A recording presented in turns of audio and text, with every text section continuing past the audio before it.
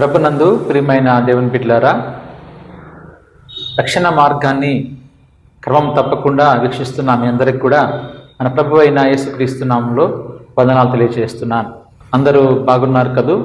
నేను మీ గురించి ప్రార్థన చేస్తూ ఉన్నాను. మీరు కూడా మన కార్యక్రమం గురించి ప్రార్థన చేయాల్సిందిగా ప్రభు నామములో మనవి చేస్తున్నాను. ఈ వాక్యానికి వెళ్ళక ముందు ప్రార్థన చేసుకుందాం.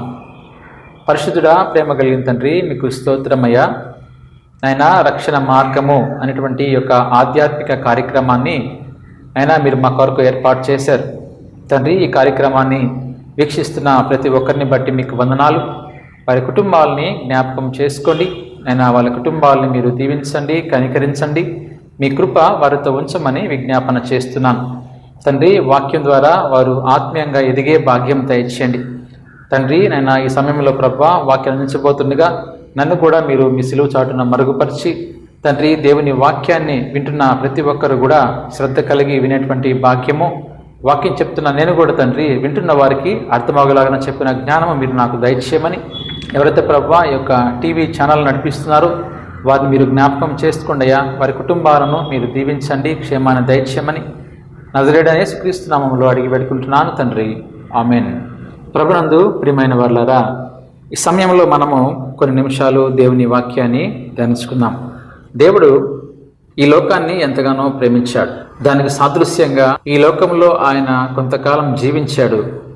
జీవించినంత కాలం కూడా అనేక ప్రాంతాలకు వెళ్ళి ఎన్నో అద్భుత కార్యాలు చేశాడు. యోహాను సువార్త 3:16లో దేవుడు లోకమును ఎంతో ప్రేమించెను కాగా ఆయన తన అద్వితీయ కుమారునిగా పుట్టిన వాని యందు విశ్వాసముంచు ప్రతివాడును నశింపక నిత్య జీవం పొందినట్లు ఆయనను అనుగ్రహించెను అనే వాక్య భాగాన్ని మనం చూస్తాం. ప్రభునందు ప్రియమైన వారలారా, దేవుడి లోకాన్ని ఎంతగానో ప్రేమించాడు. అందునిమిత్తమే తన ఒక్కగానొక కుమారుణ్ణి ఈ లోకానికి పంపించినట్టుగా మనం దేవుని వాక్యం ద్వారా చూడవచ్చు. యేసుక్రీస్తునందు మనము విశ్వాసం ఉంచాలి, అదేవిధంగా నమ్మకం ఉంచాలి. ఆయన మార్గంలో మనం నడిచే వారంగా ఉండాలి అని మనం తెలుసుకుంటున్నాం. ఎప్పుడైతే మనము ఆయన యందు విశ్వాసం ఉంచుతామో అప్పుడు మనము నశించిపోకుండా మనము పరలోక రాజ్యానికి చేరడానికి అవకాశం ఉంటుంది అని దేవుని వాక్యం సెలవిస్తూ ఉంది. నిత్య జీవము పొందాలంటే మనము దేవుని మార్గంలో నడవాలి. యేసుక్రీస్తు వారు మన కొరకు ఆయన పరలోకంలో సింహాసనాన్ని విడిచిపెట్టి మరి ఈ లోకానికి వచ్చి మరి పశువుల పాకలో జన్మించాడు అంటే ఆయన తనను తాను తగ్గించుకున్నట్లుగా మనం చూస్తున్నాం. ప్రభునందు ప్రియమైన వారలారా, ఈరోజు ఆయన ప్రేమను మనకు వ్యక్తపరిచాడు. అయితే మనం ఈ రోజున ఆయన్ని ఏ విధంగా ప్రేమిస్తున్నామో అనేది ఈరోజు మనం నేర్చుకోబోతున్నాం. మనం ఎంతవరకు ఆయన్ని ప్రేమిస్తున్నాం, మన ప్రేమ ఆయన పట్ల ఎలా మనము వ్యక్తపరుస్తున్నాం, ఆయన ఏ విధంగా ప్రేమించాలి అనే వాక్య భాగాన్ని మనం గమనించినట్లయితే మార్కు సువార్త 12వ అధ్యాయము 30వ వచనంలో ఒక వాక్య భాగాన్ని మనం చూడవచ్చు. నీవు నీ పూర్ణ హృదయముతోనూ, నీ పూర్ణ ఆత్మతోనూ, నీ పూర్ణ వివేకముతోనూ, నీ పూర్ణ బలముతోనూ నీ దేవుడైన ప్రభువును ప్రేమింపవలెనని ప్రధానమైన ఆజ్ఞ. ఇది చాలా ప్రాముఖ్యమైన వాక్య భాగం. ఆయన మనల్ని ఏ విధంగా ప్రేమించమంటున్నాడంటే పూర్ణ హృదయంతో మనల్ని ప్రేమించమంటున్నాడు, అదేవిధంగా పూర్ణ ఆత్మతో ప్రేమించమంటున్నాడు, పూర్ణ వివేకముతో ప్రేమించమంటున్నాడు, పూర్ణ బలముతో ప్రేమించమంటున్నాడు. అదేవిధంగా ఇది ప్రధానమైన ఆజ్ఞ అని చెప్తున్నాడు. ఈరోజు మనము పూర్ణ హృదయంతో ప్రేమిస్తున్నామా అని ఒకసారి మనం ప్రశ్న వేసుకోవాలి. పూర్ణ ఆత్మతో మనము ప్రేమిస్తున్నామా? మన పూర్ణ బలముతో ఆయన మనం ప్రేమిస్తున్నామా? ఈరోజు అందరూ కూడా అంటారు, మాకు దేవుడు అంటే చాలా ప్రేమ, చాలా ఇష్టము అంటారు. కానీ దానికి సాదృశ్యంగా నువ్వేం చేస్తున్నావు, దేవుడికి ఎంత సమయాన్ని నువ్వు కేటాయిస్తున్నావు, దేవుని కొరకు నువ్వు ఏమి చేస్తున్నావు అనేది మనందరం ప్రశ్న వేసుకోవాలి. ప్రేమిస్తున్నాను అని చెప్పడం కాదు, కానీ ప్రేమిస్తున్న దానికి సాదృశ్యంగా నువ్వేం చేస్తున్నావు. యేసుక్రీస్తు వారు ఈ రోజున మనల్ని ప్రేమించాడు అనడానికి ఆయన లోకానికి వచ్చాడు. మన పాపాల నిమిత్తం ఆయన సిలువలో మరణించాడు. ఇదే ఆయన ఒక సాదృశ్యాన్ని మనకు చూపిస్తూ ఉన్నాడు. అయితే మనం ప్రేమించేటువంటి ప్రేమకు దానికి ఒక సాదృశ్యంగా నువ్వు ఏం చూపిస్తున్నావు అనేది ప్రాముఖ్యమైన విషయం ప్రియమైన దేవుని బిడ్డలారా. అయితే ఆయన అంటున్నాడు, నువ్వు పూర్ణ మనసుతో, పూర్ణ వివేకముతో, పూర్ణ బలముతో దేవుణ్ణి ప్రేమిస్తున్నావా? ఇది మొదటి ఆజ్ఞ, ప్రధానమైనటువంటి ఆజ్ఞ అనేటువంటి మాటను ఇక్కడ మనం చూస్తూ ఉన్నాం. ఒకవేళ మనం దేవుణ్ణి ప్రేమించినట్లయితే దేవుడు మనకు ఎంతగానో తోడుగా ఉంటాడండి. ఆ విషయాన్ని మనం జ్ఞాపకం పెట్టుకోవాలి. 91వ కీర్తన 14వ వచనం మనం గమనించినప్పుడు, అతడు నన్ను ప్రేమించుచున్నాడు గనక నేను అతన్ని తప్పించేదను, అతడు నా నామమును ఎరిగినవాడు గనుక నేను అతన్ని ఘనపరచెదను అనే మాటను చూస్తున్నాం. ఎప్పుడైతే మనం దేవుణ్ణి ప్రేమిస్తామో అప్పుడు మనల్ని దేవుడు తప్పిస్తాడు అనే మాటను చూస్తున్నాం. ఈరోజు మనము ఒకవేళ మన మార్గంలో పోతున్నప్పుడు అపాయాలు రావచ్చు, అనుకోని సంఘటనలు జరగచ్చు. అటువంటి సమయంలో దేవుడు మనల్ని తప్పిస్తాడు. ఎప్పుడు తప్పిస్తాడు? నీవు దేవుణ్ణి ప్రేమించినట్లయితే, దేవుని మార్గంలో నువ్వు నడిచినట్లయితే, దేవుని కొరకు నువ్వు ఏదైనా చేసినట్లయితే దేవుడిని తప్పక తప్పిస్తాడు. నా నామమును ఎరిగినవాడు కనుక నేను అతన్ని ఘనపరుస్తాను అంటున్నాడు. ఈరోజు మనం కూడా ఆయన నామాన్ని ఎరిగి ఉన్నాం. ఆ నామంలో గొప్పతనం ఉంది. యేసుక్రీస్తు అనే నామం శక్తి కలిగిన నామం కనుక ఆ నామంలో మనం ముందుకు వెళ్తున్నప్పుడు మనల్ని ఆయన ఘనపరిచేటువంటి స్థితికి తీసుకెళ్తాడు. ఎప్పుడైతే మనం ఆయన్ను ప్రేమిస్తామో మనకు కూడా ఆయన ఒక మంచి ఘనతనిస్తాడు. నువ్వేం చేయాలి? ఆ దేవుణ్ణి కూడా నీకు ఇచ్చినటువంటి ఆ స్థానాన్ని బట్టి దేవుణ్ణి నువ్వు ఘనపరిచేవాడిగా ఉండాలి అని మనం ఈ వాక్యం ద్వారా తెలుసుకోవచ్చు. 145వ కీర్తనలో 20వ వచనంలో ఒక మాట చూస్తాం. యెహోవా తన్ను ప్రేమించు వారందరినీ కాపాడును. ఎప్పుడైతే మనము దేవుణ్ణి ప్రేమిస్తామో దేవుడు మనల్ని కాపాడుతానంటున్నాడు. ఈరోజు మనము కాపాడబడుతున్నాము. కారణం ఏంటంటే నువ్వు దేవుణ్ణి ప్రేమిస్తున్నావు. అదేవిధంగా నువ్వు ప్రేమిస్తూ కొనసాగినట్లయితే దేవుడు నిన్ను అనుక్షణం కాపాడుతాడు. ప్రభునందు ప్రేమైన వాళ్ళారా, ఈరోజు మనం దేవుణ్ణి ప్రేమించే వారంగా ఉన్నామా లేదా అనేది మనం గమనించుకోవాలి. సామెతల గ్రంథము 8వ అధ్యాయము 17వ వచనాన్ని గమనించినట్లయితే, నన్ను ప్రేమించు వారిని నేను ప్రేమించుచున్నాను అంటున్నాడు. నన్ను ప్రేమించిన వారిని నేను ప్రేమిస్తానంటున్నాడు. మనం ప్రేమించకుండా ఆయన మనల్ని ఎలా ప్రేమిస్తాడండి? కనుక మొట్టమొదటిగా ఆయన మనల్ని ప్రేమించి ఈ లోకానికి వచ్చాడు. మన పాపాల నిమిత్తం ఆయన సిలువలో మరణించాడు. ఆయన అంటున్నాడు, ఇప్పుడు మీరు నన్ను ప్రేమించండి, నేను మిమ్మల్ని ప్రేమిస్తాను. ఇంకేమంటున్నాడు? జాగ్రత్తగా వెదుకువారు నన్ను కనుగొందురు. మనం దేవుణ్ణి జాగ్రత్తగా కనుగొనాలి.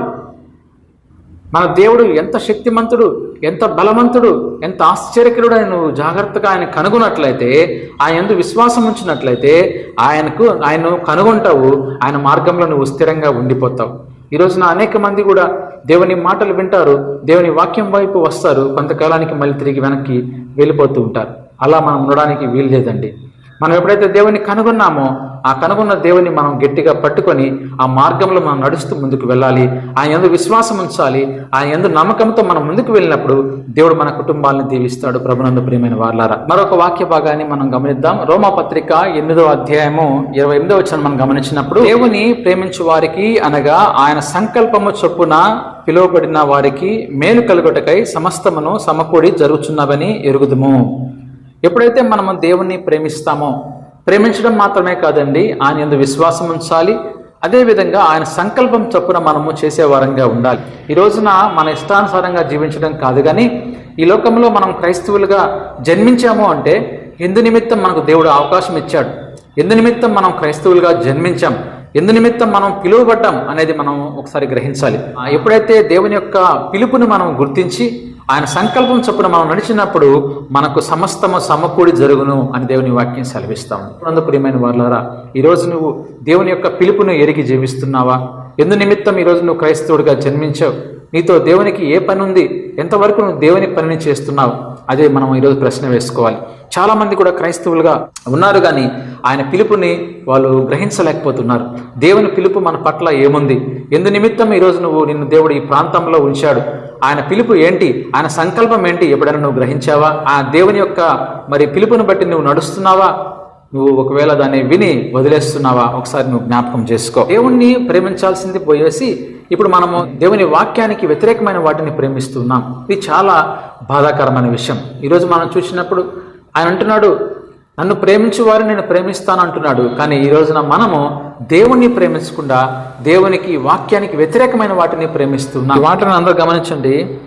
నరులారా, ఎంతకాలము నా గౌరవమును అవమానముగా మార్చెదరు? ఎంతకాలం వ్యర్థమైన దాన్ని ప్రేమించెదరు? ఎంతకాలము అబద్ధమైన వాటిని వెతుకుతురు? ఈ రోజున మనము వ్యర్థమైన వాటిని ప్రేమిస్తూ ఉన్నాం. ఆయన మనకు ఒక గౌరవం ఇస్తుంటే దాన్ని అవమానంగా మార్చేస్తూ ఉన్నాం. క్రైస్తవ కుటుంబానికి ఒక గౌరవం ఇచ్చాడు. ఈరోజు ఆ గౌరవాన్ని మనం కాపాడుకునే స్థితిలో ఉన్నామా? ఆ గౌరవాన్ని నువ్వు కాపాడుకోకపోగా ఆ గౌరవాన్ని నువ్వు అవమానంగా మార్చేస్తూ ఉన్నావు. ఎంతకాలం ఇలా చేస్తావు? ఎందుకు నీ గౌరవాన్ని నువ్వు కాపాడుకోలేకుండా ఎందుకని దాన్ని అవమానంగా మార్చేస్తున్నావు? దేవుడు ఈరోజు ప్రశ్న వేస్తున్నాడు నీతోటి. లోకంలో ప్రతిదీ కూడా వ్యర్థమే, ఆ విషయాన్ని గ్రహించాలి. ఎందుకంటే లోకము శాశ్వతం కాదు. మనం లోకం విడిచి ఏ రోజైనా వెళ్ళిపోవాల్సిందే. అటువంటి లోకాన్ని నువ్వు ప్రేమిస్తున్నావు అంటే నువ్వు వ్యర్థమైన వాటిని ప్రేమిస్తున్నావు అనే విషయాన్ని జ్ఞాపకం చేసుకోవాలి. దేవుని యొక్క మార్గాన్ని తెలుసుకోవా, దేవుని వాక్యాన్ని వినవా, దేవుని వాక్యాన్ని విని మారవా, నీ హృదయాన్ని మార్చుకోవా, నువ్వు మారు మనసు పొందవా, రక్షణ అనుభవం రావా, మరి బాప్తిస్మం తీసుకోవా? ఎంతకాలం ఇలా జీవిస్తావు? ఎప్పుడు మారుతావు? నీ వయసు గతించిపోతుంది. ఏ సమయంలో ఏం జరుగుతుందో ఎవరికి తెలియదు. అయినప్పటికీ నీలో మార్పు లేదు అంటే నువ్వు దేవుని వాక్యాన్ని నిరర్థకం చేస్తూ ఉన్నావు. ఈరోజు దేవుడు నిన్ను ప్రశ్న వేస్తున్నాడు. ఈరోజు నీవు ఇక్కడ ఒకవేళ మరణిస్తే పరలోక రాజ్యంలో చేరే పరిస్థితి నీకుందా? ఖచ్చితంగా ఏదో ఒక రోజు మనందరము ఈ లోకాన్ని విడిచిపెట్టాల్సిందే. విడిచిపెట్టిన రోజున ఆయన సింహాసనం ముందు నిలబడినప్పుడు, ఆయన న్యాయాధిపతిగా నిలబడినప్పుడు ఆయన ముందు నీవు దోషిగా ఉంటావా, లేకపోతే పరలోక రాజ్యాన్ని చేరేటువంటి స్థితిలో ఆయన ముందు నిలబడతావా? ఒకసారి ఆలోచించుకోవాలి. అందుకే వ్యర్థమైన వాటిని ప్రేమించడం కాదు, అబద్ధమైన వాటిని వెతకడం కాదు, దేవుణ్ణి ప్రేమించేటువంటి స్థితిలో నువ్వు ఉండాలి. ఎలా ప్రేమించాలి అంటే నీ పూర్ణ హృదయము, నీ పూర్ణ బలము, నీ పూర్ణ వివేచనతో ఆయన నువ్వు వెతికినప్పుడు ఆయన నిన్ను ప్రేమిస్తాడు, నిన్ను కాపాడుతాడు, నీ కుటుంబాన్ని కాపాడుతాడు, నీకు ఒక మంచి గౌరవాన్ని ఇస్తాడు, నీకు ఒక మంచి స్థానాన్ని ఇస్తాడు. ఈ లోకంలో నీకంటూ ఒక ప్రత్యేకమైన స్థానాన్ని ఆయన ఏర్పాటు చేస్తాడు. ఎందుకంటే ఆయన మనల్ని ప్రేమించాడు. ఆయన ప్రేమను గుర్తించండి. ఆయన మన కొరకు ఎంతో రక్తాన్ని కార్చాడు. ఆ రక్తపు విలువను తెలుసుకోండి. ఆయన పరిశుద్ధ రక్తాన్ని మన కొరకు ఆయన చిందించినప్పుడు మనము ఆ రక్తానికి మనం విలువ ఇవ్వలేకపోతున్నాము అంటే ఈరోజు మనము ఆయన అవమానపరుస్తున్నాము అనే విషయాన్ని గ్రహించాలి. ప్రభునందు ప్రియమైన వాళ్ళరా, మన హృదయాలను మార్చుకుందాం. వ్యర్థమైన వాటిని ప్రేమించడం మానేద్దాం. నిజమైన దేవుణ్ణి ప్రేమిద్దాం. ఆయన వైపు మనం చూద్దాం, ఆయనతో మనం నడుద్దాం. అప్పుడు మనము ఈ లోకాన్ని విడిచిపెట్టినప్పుడు పరలోక రాజ్యానికి చేరడానికి అవకాశం ఉంటుంది. కనుక ఈరోజు మీ కుటుంబంలో రక్షణ ఉందా? మీ కుటుంబంలో ప్రతి కుటుంబ సభ్యుడు దేవుని నమ్ముకున్నాడా? ఒకవేళ నమ్ముకున్నట్లయితే దేవునికి మహిమ కలుగుగాక. ఇప్పటికీ ఒకవేళ నీలో నమ్ముకున్నప్పటికీ నీలో మార్పు ఉందా? ఇది కూడా మనం గమనించాలి. దేవుని నమ్ముకోవడం కాదు ప్రాముఖ్యం.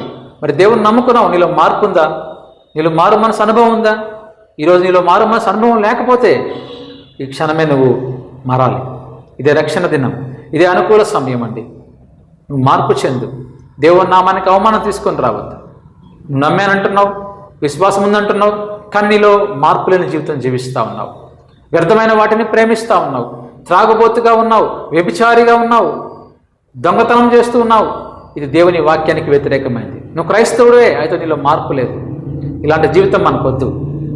దేవుడు అంటున్నాడు, నిత్య జీవం పొందాలంటే ఆయన యందు విశ్వాసం ఉంచాలి. అందుకే ఆయన ఈ లోకానికి తన కుమారుని పంపించాడు. కనుక తన కుమారుడైన యేసుక్రీస్తు వారి లోకంలో ఏ విధంగా నడిచాడో, ఆయన మార్గము ఏ విధంగా కొనసాగించాడో అదే మార్గంలో మనం కూడా వెళ్ళాలి. పరిశుద్ధ మార్గం, పవిత్రమైన మార్గం. ఆ మార్గంలోకి నువ్వు వెళ్ళినప్పుడు దేవుడు నిన్ను దీవిస్తాడు, నీ కుటుంబాన్ని ఆయన దీవిస్తాడు. దేవుడి కొద్ది మాటలు మన హృదయంలో భద్రపరిచి దీవించుగాక. ఆమేన్. వరకు మనం దేవుని వాక్యాన్ని విన్నాం కదా. ఈ వాక్యం ద్వారా మీరు దీవించబడుతున్నారని నేను నమ్ముతున్నాను. ఎవరైతే ఈ వాక్యాన్ని వీక్షిస్తున్నారో దేవుడు మిమ్మల్ని, మీ కుటుంబాన్ని దేవుడు దీవిస్తాడు. మన కుటుంబంలో మరి శ్రమలు ఉండొచ్చు, సమస్యలు ఉండొచ్చు, శోధనలు ఉండొచ్చు. అయితే మనం వాటిని జయించాలి. ఈ లోకంలో మనం వాటిని జయించాలంటే మనకు దేవుని యొక్క శక్తి అవసరం, దేవుని యొక్క కృప అవసరం. కానీ దేవుని యొక్క శక్తి కోసము, దేవుని యొక్క కృప కోసం మనం ప్రార్థన చేసుకుందాం. మహాగణుడా, మహోన్నతుడా, పరిశుద్ధుడా, మీ ఘనమైన శ్రేష్టమైన నామానికి వందనాలు, స్తోత్రాలు తండ్రి. ఇప్పటి వరకు ప్రభువా నాయనా మీ వాక్యాన్ని ధ్యానించాం. మీ వాక్యం ద్వారా కొన్ని విషయాలు నేర్చుకున్నాం తండ్రి. మీరు మమ్మల్ని ఎంతగానో ప్రేమించారు, మా కొరకు ఈ లోకానికి వచ్చారు. అయితే ప్రభువా మేము మిమ్మల్ని ఎంతవరకు ప్రేమిస్తున్నాం, దాని సాదృశ్యంగా మేము ఏమి చేయగలుగుతున్నాం అనేది ఈరోజు మాతో మీరు ప్రశ్న వేశారు. అవును ప్రభువా, మీ ప్రేమను మేము గుర్తించలేకపోతున్నామయ్యా. మీరు మా కొరకు కార్చినటువంటి ఆ సిలువ రక్తాన్ని ప్రభువా మేము ఆ గొప్పతనాన్ని తెలుసుకోలేకపోతున్నాం. ఇప్పటికైనా తండ్రి మేము మార్పు చెందాలి. క్రైస్తవులమే కానీ ప్రభా మేము ఎంతవరకు మిమ్మల్ని ప్రేమిస్తున్నాం, ఎంతవరకు మీకు ప్రాముఖ్యతనిస్తున్నాం, ఎంత సమయాన్ని మీ కొరకు కేటాయిస్తున్నాం అనేది ఒక ప్రశ్న నాయన. అటువంటి ప్రశ్న మేము వేసుకునేటువంటి భాగ్యము దయచేయండి. అయినా ఆ వాక్యం విన్న ప్రతి ఒక్కరిని మీరు దీవించండి అయ్యా. వారి కుటుంబాలను బలపరచండి, వాళ్ళ కుటుంబాల్లో సంతోషము, సమాధానం దయచేయండి తండ్రి. అనారోగ్యంగా ఒకవేళ ఉంటే తండ్రి వాళ్ళ కుటుంబంలోనైనా వారికి ఆరోగ్యం దయచేయండి. అయినా అవును ప్రభా, చాలామంది కుటుంబాల్లో సంతోషము సమాధానం లేదు నాయన. అటువంటి వారికి సంతోషము సమాధానం దయచేయండి. అయినా కొన్ని కుటుంబాల్లో తండ్రి అయినా భర్త మారితే అయినా భార్య మారదు ప్రభా. కొన్ని కుటుంబాల్లో భార్య మారితే భర్త మారదు నాయన. కొన్ని కుటుంబాల్లో భార్యాభర్తలు మారుంటారు, కానీ పిల్లలకి రక్షణ భాగ్యం లేదు. ఇటువంటి వారిని మీరు జ్ఞాపకం చేసుకోండి అయ్యా. కుటుంబం అంతటికి కూడా రక్షణ భాగ్యం దయచేయండి. కుటుంబం అంతటిని మీరు దీవించండి ప్రభా. అందరినీ మీరు ఏర్పాటు చేసుకోండి నాయన. అందరికీ మారుమాసు అనుభవం దయచేయండి, రక్షణ అనుభవం దయచేయమని విజ్ఞాపన చేస్తున్నాం. తండ్రి ఈ రక్షణ మార్గము అనేటువంటి యొక్క ఆధ్యాత్మిక కార్యక్రమాన్ని మీరు మా కొరకు ఏర్పాటు చేశారు ప్రభా, మీకు స్తోత్రములు. ఇంకా రాబోయే రోజుల్లో తండ్రి ఈ కార్యక్రమం ద్వారా అనేక మంది తండ్రి దీవించబడేటువంటి బిడ్డలుగా తండ్రి ప్రతి ఒక్కరిని కూడా మీరు ఆయుత్తపరచమని ప్రభా. నైనా తండ్రి మా కుటుంబాన్ని కూడా మీరు జ్ఞాపకం చేసుకుని దీవించమని, ఎవరైతే ప్రభా ఈ యొక్క టీవీ కార్యక్రమాన్ని ఏర్పాటు చేసి కొనసాగిస్తున్నారో అయినా బర్ణన్న వారి కుటుంబాన్ని, సురేంద్ర అన్న వారి కుటుంబాన్ని మీరు జ్ఞాపకం చేసుకొని ప్రభా. అదేవిధంగా తండ్రి మహేష్ బ్రదర్ వాళ్ళ కుటుంబాన్ని మీరు జ్ఞాపకం చేసుకొని దీవించి వాళ్ళ కుటుంబాలను బలపరిచి క్షేమాన్ని దయచేయమని తండ్రి, ఇక్కడ చేరి వచ్చినటువంటి ఈ యొక్క వాక్యాన్ని వింటున్న ప్రతి ఒక్కరిని మీ హస్తాలకు తీసుకొని ప్రభా, నా ఈ యొక్క టీవీ కార్యక్రమం ద్వారా మళ్ళీ తిరిగి కలుసుకునేంత వరకు మీ కృప, మీ కాపుదల మాతో ఉంచమని మీ ప్రియ కుమారుడు, మా ప్రియ రక్షకుడు నజరేయుడైన యేసుక్రీస్తు నామములో అడిగి వేడుకుంటున్నాను తండ్రి, ఆమేన్. మన తండ్రి అయిన దేవుని ప్రేమ, కుమారుడైన యేసుక్రీస్తు వారి యొక్క కృప, పరిశుద్ధాత్మ దేవుని సహవాసము ఈ సమయంలో ఈ వాక్యాన్ని వింటున్న ప్రతి ఒక్కరిని, వారి కుటుంబాలని దేవుడు కనికరించి వారి మీద కృప చూపించునుగాక, దీవించునుగాక, ఆమేన్. అందరికీ వందనాలు. దేవుడు మిమ్మల్ని, మీ కుటుంబాలని దేవుడు దీవించునుగాక. మీ కొరకు నేను ప్రార్థన చేస్తున్నాను. మీరు కూడా నా కొరకు, నా కుటుంబం కొరకు, నా తల్లిదండ్రుల కొరకు, నా ఈ యొక్క ఆధ్యాత్మిక కార్యక్రమం రక్షణ మార్గం కొరకు కూడా మీరు ప్రార్థన చేయాలని కోరుతున్నాను. దేవుడు మిమ్మల్ని, మీ కుటుంబాలని దీవించునుగాక. God bless you. ఆమేన్.